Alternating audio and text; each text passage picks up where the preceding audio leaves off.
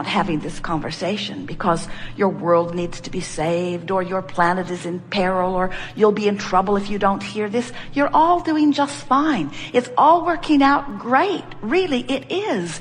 With one small exception, and that is you as humans are not nearly as joyful as you meant to be. Not nearly as joyful as you meant to be. You said, I am source energy. A part of me will come forth. I will explore contrast, and I will come to new decisions. And when a new decision is born out of me, I will feel the birthing of it and a momentary feeling of enthusiasm. And then I will use all of my determination and my willpower and my ability to focus in the direction of my newfound expansion. And I will train myself into the frequency of that until that is my normal vibrational offering. And I know that law of attraction, as it always does, will wrap itself around me with cooperative components that are equivalent to the vibrational stance that I learn and practice and achieve. That's what you said. And you said, and the best part of it. Let's see, what's the best part? Being born? No, not really. Sifting through the contrast? No, not really. Giving birth to a rocket? Maybe, but not so much. The very best part of it is having expanded and knowing that I've expanded because I can feel that I'm not up to speed with my expansion, and then doing something about changing my thought until I get in the groove of the expansion, and then feeling myself be drawn by law of attraction into the cooperative component of the vortex of creation.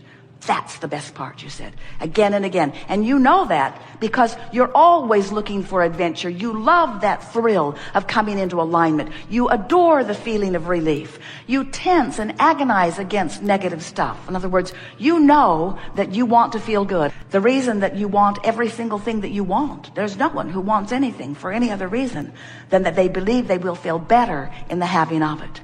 And we want you to understand that it's not the having of the thing. It's not the having of the girl. It's not the having of the boy. It's not the having of the relationship. It's not the having of the car or the empire or the job or the money. It's not the having of those things that you are creating that makes you happy. It's the having of the vibrational alignment with who you are. A woman said to us one day, Abraham, my lover left and now I'm sad. And we said, no, you're not. And she said, to be clear, my lover left and now I am very sad. And we said, no, you're not. People don't always speak what they're thinking. But what she was thinking is, you crazy ghost. Can't you hear what I'm saying? I was not sad. Then my lover left. Now I'm sad. I'm sad because my lover left. But we wanted her to understand all sadness comes from holding yourself apart from the most expanded version of you. In other words, we wanted to explain to her that that relationship had caused her to create a vibrational version of a relationship, and that as she was focusing upon this man walking out of her life, she was focused in opposition to this relationship that she had carved out. That man was never the lover of her dreams. He was just a temporary filler for the lover of her dreams. But the reason she was sad, nevertheless, was not because he had walked out the door. She was just using his exit as her excuse to not be a vibrational match to who she is. You have the ability, no matter what, to focus yourself out of sadness. The reason that so often you don't believe that you can do that is because law of attraction has been active in your life. And if you've been beating the drum of something, law of attraction's been surrounding you with more things like that. So when you get going on something, and it's a far cry, a far vibrational cry from who you really are and all that you've expanded to, you feel bad. And then you begin making a sort of art of feeling bad. You email friends about how bad you feel today. You blog about it.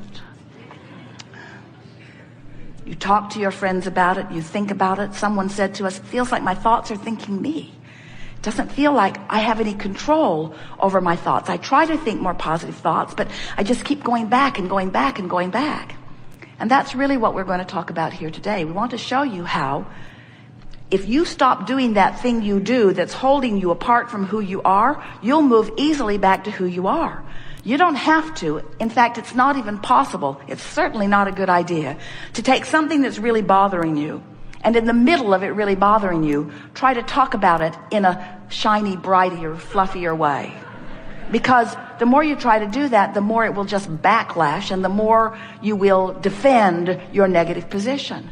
We want you to understand that just like the cork will bob on the surface of the water, oh, you can hold it under the water, but when you let go, it will bob right back up there. We want you to understand that you will bob right back into your vortex when you cease beating the drum of things that hold you in a resistant vibrational attitude. So, why are we talking to you? Well, you've summoned us, but what's this all about? What is this knowledge that we are helping you to remember or find resonance with? What's its value to you? Why is it of advantage for you to understand that you are the creator of your own reality? Why is it of advantage for you to recognize that there are two vibrational aspects of you going on in every moment that you are focused in this physical body? Why is it important for you to know that these two aspects exist and that there is an emotional bond between them that lets you know how aligned you are with what you have created and its furthest extension, or how resistant you are to it? Well, it's not important in the sense that the longevity of your planet is at stake, because it isn't. Well-being is assured. It's not important if you are thinking in terms of even your reemerging in the non-physical and you're understanding who you are and fulfilling your reason for being, because as you bang around in this physical life experience, you are becoming, and in what you call your death experience, we call it your croaking experience. We try to be disrespectful since there is no death. When you reemerge back into non-physical, you catch up with all that this life has added to who you are. In other words, you catch up with all that you are. So there's no big thing that is at risk if you, as this small cluster of people, or even mass consciousness, doesn't hear this, because the whole thing is so well established. You are source energy, and you are coming forward, and you are adding to the expansion of the universe because of being here in this physical body. And the larger part of you is expanding, and you will feel the utter satisfaction of all of that when you have your entrance or withdrawal from the physical back into the non-physical. You'll feel all of that satisfaction. The reason that we are visiting with you now is we don't think you should have to croak to find that satisfaction. We think you should be able to be here in this physical body and understand the wholeness of who you are. And we think that you are wise enough to tune yourself to the wholest part of who you are. We think that you should be able to be here in a physical body, explore the details, know what you don't want, know what you do want, and use your emotions to keep you tuned to the furthest expanded version of who you are. Because we know this for sure: when you don't feel good. So you can't hold your expansion back. It's a byproduct of life. You cannot hold your expansion back, but you can lazily or sloppily tune yourself out of alignment with that.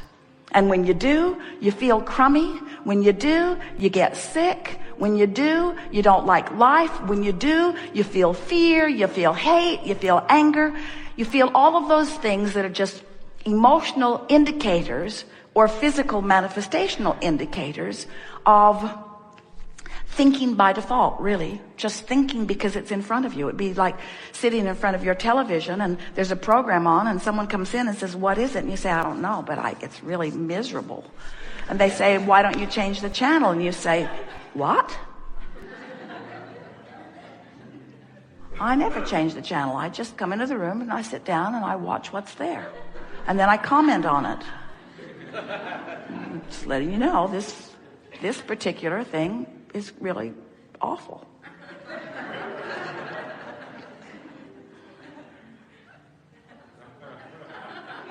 We're not kidding. That's mostly what you do. You read the front page of the newspaper and you have a knee-jerk response to it. And you watch CNN and you have a knee-jerk response to it. And Your kids call or your neighbors do something, and you just look around and you respond. You just observe and respond and observe and respond and observe and respond. The good news is, every time you observe and respond, you launch a rocket of improvement. But if you don't do something about then tuning yourself to the improvement, then what happens is your life gets away from you. That's why the longer people live in their bodies, the ornerier and the sicker they usually get. Because life kept causing them to expand, but they didn't go. They just kept watching the same channel. They just kept observing and commenting on what they were observing. So this Art of Allowing workshop, this is about the art of allowing what? The art of allowing me in my physical human body, with my physical mind, with my physical ability to focus, is about me using my ability to focus myself into alignment with the furthest that I have become. And that is where true satisfaction comes from. Moment to moment to moment satisfaction. Nothing is more delicious than to explore life and know what you don't want and know what you do want, and then recognize that you've expanded. You can tell because you feel uneasy. You've expanded to a new place, but you've got chronic habits of thought that aren't letting you go there. What we want to introduce to you in a way that you can really feel it, and in a way that we would like very much if it evokes a new decision within you, we want you to be on the quest for the path of least resistance. And we want you to understand that the path of least resistance is this viable, magnificent path because the source within you has already carved it out. All of these rockets of desires that you put over here into this vortex of creation have put a powerful, powerful point of attraction into motion, where all cooperative components have been assembled. So the question that this workshop asks of you, and will help you answer, is, are you a cooperative component of your own creation? We want you to get it. You are the creator of you. You have created a prosperous, healthy, vital, alive, good feeling, good timing, very exhilarated version of you into your vortex of creation. And you've got to find ways of focusing yourself into alignment with that before you can, in this moment, in real time, experience the true version of who you are. You are not meant to be fragmented beings. You are meant to see your life through the eyes of Source. You're meant to understand your world from the viewpoint of Source. Life is supposed to be good for you, not just eventually, but right now. You're supposed to feel good, not just eventually, but right now. Everything that you're living right now is what life is. It's always right here, right now. Source isn't waiting around to live. Source is living right here, right now. Source is not waiting around to love. Source is loving right here, right now. And Source is wise enough to look for a reason to love through your eyes in every moment, and finding a reason to love through your eyes in every moment. The question is, are you up to speed with the love that Source is finding through your eyes right here, this moment? We think you're getting it. We think you're getting it. And now we're wanting you to understand that in your knowing what you don't want and your knowing what you do want, you are adding that which all that is knowing what it wants too. And all that is benefiting by what you've carved out and living it and wanting you to live it too.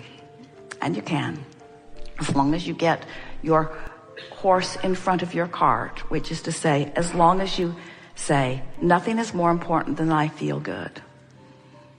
Today, no matter where I'm going, no matter what I'm doing, no matter who I'm doing it with, it is my dominant intent to see the world through the eyes of Source.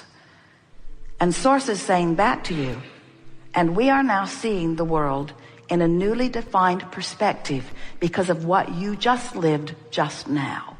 And we are reveling in your new discovery. Come play with us here and now. We've enjoyed this interaction immensely. It is exhilarating to come together with those like you who are taking thought beyond that which it has been before. And nothing is more satisfying to us than to speak in ways that you are ready to hear, to bring you more fully into allowing the fullness of that which you are becoming, but even more definitively spoken, into that which you are allowing all of us to become